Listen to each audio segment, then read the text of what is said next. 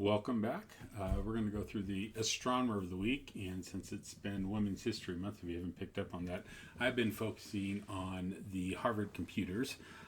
This one is Antonia Maury, 1866 to 1952. She was a pioneering American astronomer and a key member of the Harvard computers, that group of women who process astronomical data at Harvard College Observatory.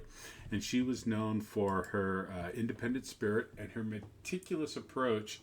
She made foundational contributions to stellar spectroscopy that were only fully recognized years after she first proposed them. Her early life and education: she was born March 21st, so she just celebrated her birthday, so to speak, 1866 in Cold Spring, New York. Antonia Maury came from a family of scientific distinction. Her family legacy: she was the granddaughter of John William Draper, a pioneer in astrophotography, and the niece of Henry Draper, whose work in stellar spectroscopy, you can't even say it, she would later continue. She attended Vassar College, where she studied under the famous astronomer Maria Mitchell. Maury graduated in 1887 with honors in physics, astronomy, and philosophy. Her scientific career discoveries: in 1888, she was hired by Edward Pickering at the Harvard College Observatory. Her work led to several major breakthroughs.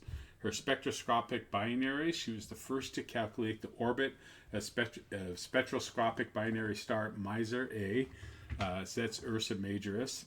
In 1889, she discovered a second binary, Beta Aurigui, and determined its orbital period.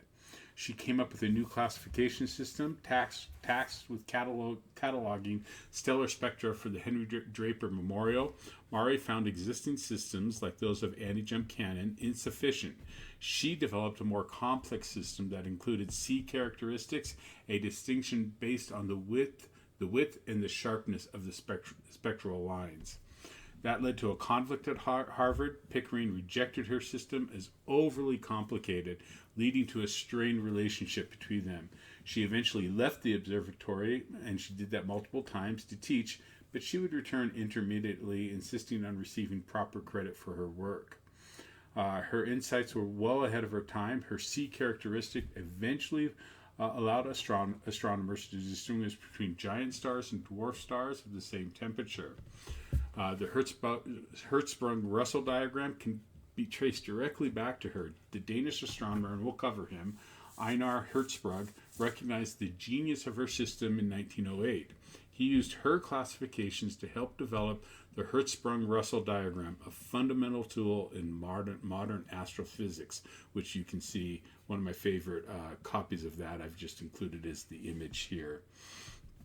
Einar Hertzsprung stated, quote, "In my opinion, the separation by Antonia Maury of the C and AC stars is the most important advancement in stellar classification since the trials by Vogel and Secchi.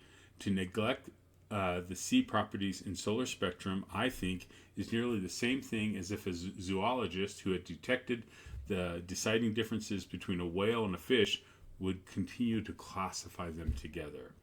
In 1943, she received the Annie Jump Cannon Award from the American Astronomical Society.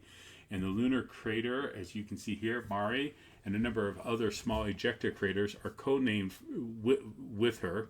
They were originally named for her cousin, Commander Matthew Fontaine Maury, United States and later Confederate navies, and are perhaps the only lunar features that are shared by two cousins. Years later, after retiring in 1948, she spent her final years focused on nature conservation and birdwatching. She died on January 8th, 1952, after leading a full and incredible life. She truly, basically, a lot of what we know and study about modern stars because of the Hertzsprung-Russell diagram comes because of her foundational work. Great person, great woman to study. So grateful for her. Thanks for joining me. I hope you found this insightful, and we'll catch you next time.